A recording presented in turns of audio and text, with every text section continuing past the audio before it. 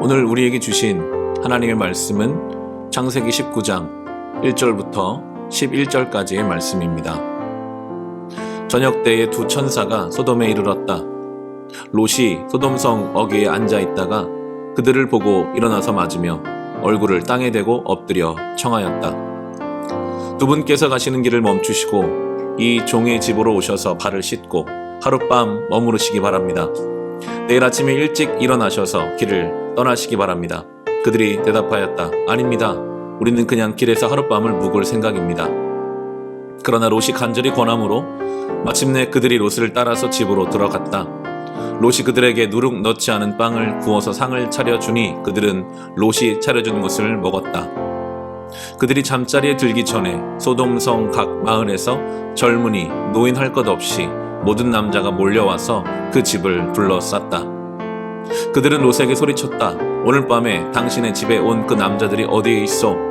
그들을 우리에게로 데리고 나오시오. 우리가 그 남자들과 상관 좀 해야 하겠소. 롯은 그 남자들을 만나려고 바깥으로 나가서는 뒤로 문을 걸어 잠그고 그들을 타일렀다. 여보게들, 제발 이러지 말게. 이건 악한 짓일세. 이것 보게, 나에게 남자를 알지 못하는 두 딸이 있네. 그 아이들을 자네들에게 줄 터이니 그 아이들을 자네들 좋을 대로 하게. 그러나 이 남자들은 나의 집에 보호받으러 온 손님들이니까 그들에게는 아무 일도 저지르지 말게. 그러자 소돔의 남자들이 롯에게 비켜서라고 소리를 지르고 나서 이 사람이 자기도 나그네 살이 하는 주제에 우리에게 재판관 행세를 하려고 하는구나. 어디 그들보다 당신이 먼저 혼 좀 나보시오 하면서 롯에게 달려들어 밀치고 대문을 부수려고 하였다. 안에 있는 두 사람이 손을 내밀어 롯을 안으로 끌어들인 다음에 문을 닫아 걸고 그 집 대문 앞에 모여든 남자들을 젊은이, 노인 할 것 없이 모두 쳐서 그들의 눈을 어둡게 하여 대문을 찾지 못하게 하였다. 아멘. 소돔성에 하나님의 뜻을 행하러 심판을 할 것인가 하지 않을 것인가 두 천사가 지금 왔습니다. 그런데 소돔성 사람들은 그걸 전혀 알지 못합니다. 얼마나 지금 자신들의 운명을 판가름할 하나님의 사람들이 와 있는지를 전혀 알지 못하는 그것이 이 소돔성이 지금 이미 심판 아래 있음을 우리에게 보여줍니다. 하나님은 동일하게 우리의 삶에 늘 함께 하시고 감찰하고 계십니다. 그것을 모르고 사는 것이 그것이 참 무서운 심판 아래 있는 인생일 것입니다. 지금 주님이 여기 계시는데, 내 마음을 아시는데, 내 마음이 어떤 상태인지를 보고 계시는데 그것을 전혀 알지 못하고 그냥 나 좋은 대로 그런 게 어딨냐고 살아가는 그런 인생이 소돔이고, 그 소돔이 내일 본문에서 이제 완전히 멸망을 당하게 되는데요. 그나마 롯이 두 천사를 자기 집으로 이제 맞이하죠. 1절과 2절 말씀입니다. 같이 읽어보겠습니다. 저녁 때에 두 천사가 소돔에 이르렀다. 롯이 소돔성 어귀에 앉아 있다가 그들을 보고 일어나서 맞으며 얼굴을 땅에 대고 엎드려 청하였다. 두 분께서는 가시는 길을 멈추시고 이 종의 집으로 오셔서 발을 씻고 하룻밤 머무르시기 바랍니다. 내일 아침에 일찍 일어나셔서 길을 떠나시기 바랍니다. 그들이 대답하였다. 아닙니다. 우리는 그냥 길에서 하룻밤을 묵을 생각입니다. 아멘. 마치 아브라함이 세 명의 그 나그네를 맞이하듯 롯이 이 두 사람을 맞이하는 것까지는 좋아 보입니다. 이 두 사람은 아닙니다. 우리는 밖에서 잘 것입니다. 이야기하자 롯이 강권하여 집으로 들이는 것은 롯은 알고 있거든요. 이 소돔이라는 성의 밤거리가 어떠하고 이 소돔성 사람들이 이 새로 나그네로 온 두 사람을 어찌 대할 것을 그가 알고 있었기 때문에 강권하여 지금 그들을 집으로 들이는 것을 우리가 생각해 볼 수 있습니다. 롯은 참 애매한 사람입니다. 나그네를 맞이하는 그런 것들은 뭐 아브라함부터 배웠는지 알 수 없으나 어느 정도 영적인 감각을 가지고는 있지만 영적인 감각이 정말 조금이라도 더 깨어 있었다면 당장에 진작에 소돔성을 떠났어야 맞습니다. 지금 소돔이 어떤 분위기인지를 그가 알면서도 이 소돔의 밤거리가 얼마나 악하고 소돔성 사람들이 얼마나 무도한 자들인지를 알면서도 그것을 알면서도 그곳을 떠나지 못하고 있는 애매한 삶의 태도는, 아브라함은요, 하나님이 늘 떠나라고 하셨거든요. 갈대아 우르를 떠나라.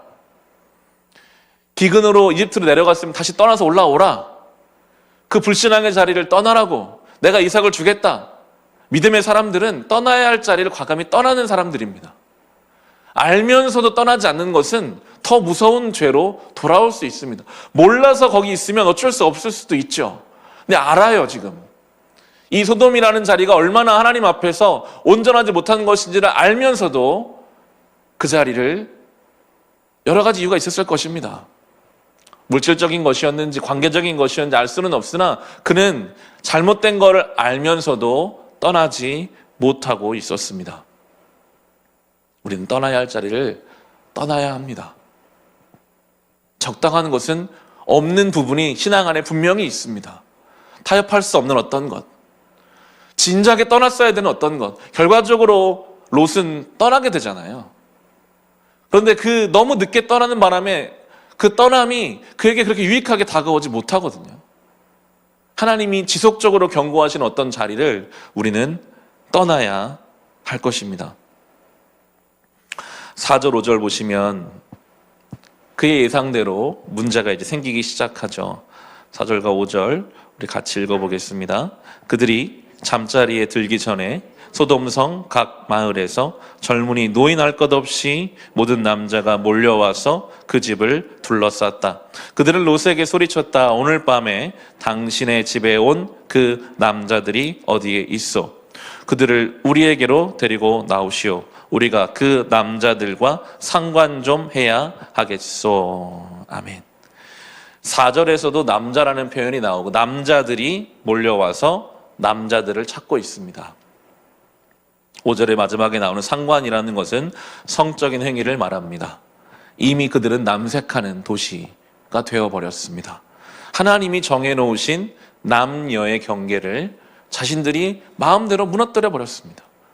쾌락이라는 이유로, 자기의 선택이라는 어떤 핑계로, 그런 게 어딨어, 내가 하고 싶은 대로 하는 거지, 남녀가 어딨냐고, 그냥 내가 하고 싶은 대로 나는 그렇게 살 것이다. 하나님이 멸하시는 사람들의 가장 큰 특징입니다. 하나님이 정해놓으신 경계를 자기 마음대로 무너뜨리는 거죠. 내 인생의 주인이 난데 내가 남자로 태어났다고 꼭 남자로 살아야 하는가? 나는 여자로 살 것이다. 내가 여자로 태어났다 여자로 살아야, 난 남자로 살 것이다.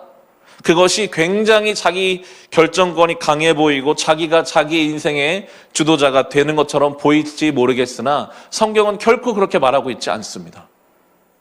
자유와 무도한 것은 완전히 다른 것입니다.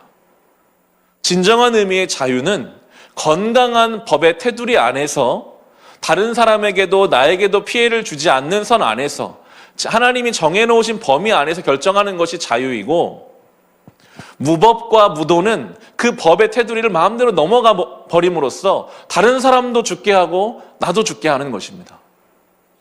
자유라는 이름으로 운전대를 잡고 저 도로에 나가서 도로와 교통법을 무시하고 나는 빨간불에도 달릴 것이다,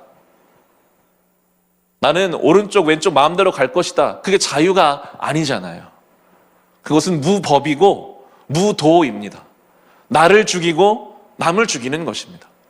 하나님이 정해놓은 질서를 자기 결정권이라는 이유로 마음대로 넘나든다? 그것은 자유가 아닙니다.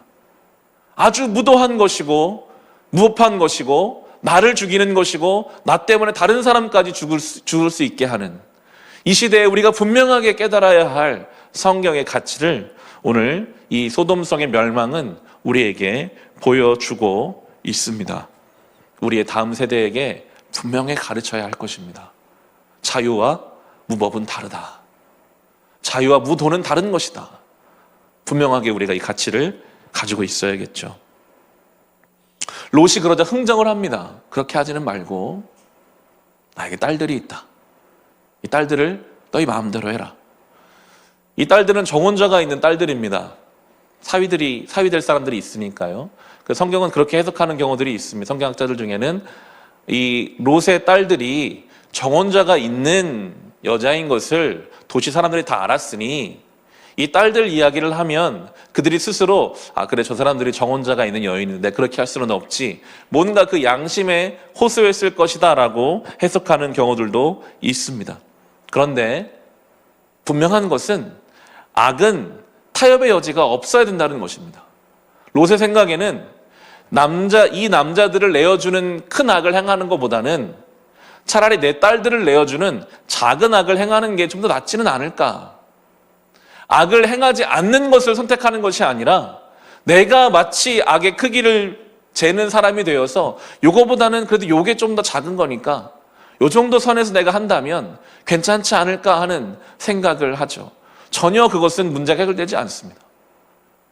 때로 우리가 그런 태도를 가질 때가 있을지 모릅니다. 내가 이것까지는 못하겠지만 요 정도 하는 것은 그래도 어쩔 수 없는 것이 아닐까. 마치 내가 하나님인 것처럼 악의 크기를 결정하고 적당히 타협해서 뭔가를 풀어가려고 하는 것은 결코 해결책이 될 수 없음을 우리에게 보여주고 있습니다. 7절과 8절 같이 읽어보겠습니다. 그들을 다 일렀다. 여보게들 제발 이러지 말게. 이건 악한 짓일세.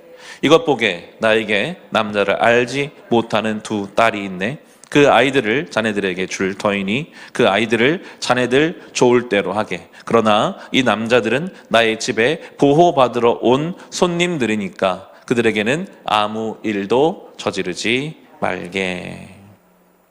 남녀의 경계를 마음대로 넘어서고자 하는 이 쾌락에 중독된, 그리고 그것을 누군가가 막으면 폭력으로 그것을 깨뜨려 부셔서라도 자기 것을 얻으려고 하는 그들, 결국 대문을 부셔버리려고 하잖아요.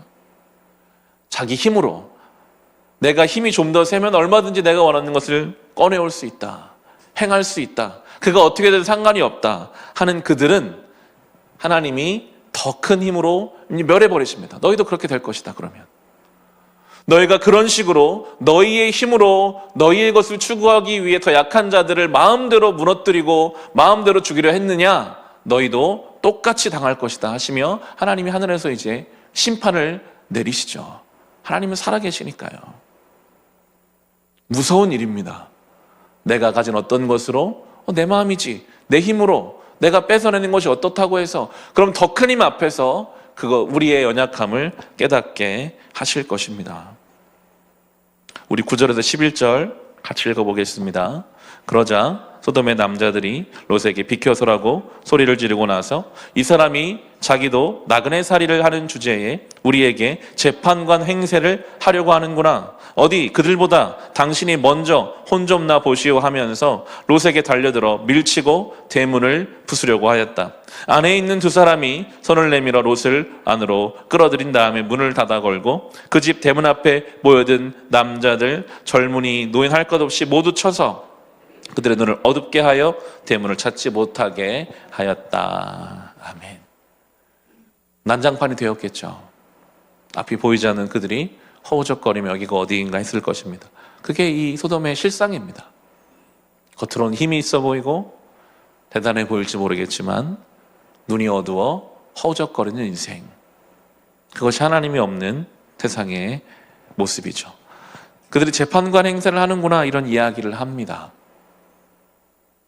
정말 우리의 삶에 옳은 판단, 옳은 이야기가 들려와도 내가 원하는 것에 그 마음을 빼앗겨서 그것을 전혀 듣고 싶어 하지 않고 힘으로 뭔가를 얻으려고 하는 그들이 얼마나 무지한 자들인지를 우리에게 보여주며, 우리가 그렇게 되지 않기를 오늘도 성령께서는 말할 수 없는 탄식으로 우리를 위해 간구하시고 뭔가를 계속 말씀하시고 옳은 것을 제시하시는데 내가 어떤 것에 마음을 딱 빼앗겨 버리잖아요.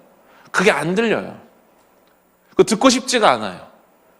그걸 빨리 이루고 싶어요. 그것이 하나님 앞에서 눈먼 자와 같고 소돔 땅과 같으니 이 땅은 유황불로 멸망을 당하겠지만 바라기는 성령의 불이 우리 가운데 임하셔서 소멸하시는 불, 우리 안에 그 모든 더럽고 악한 것들이 성령 안에서 완전히 불태워 없애져서 정결케 되는 그 은혜가 우리 속에 날마다 일어날 수 있기를 주님의 이름으로 축원합니다.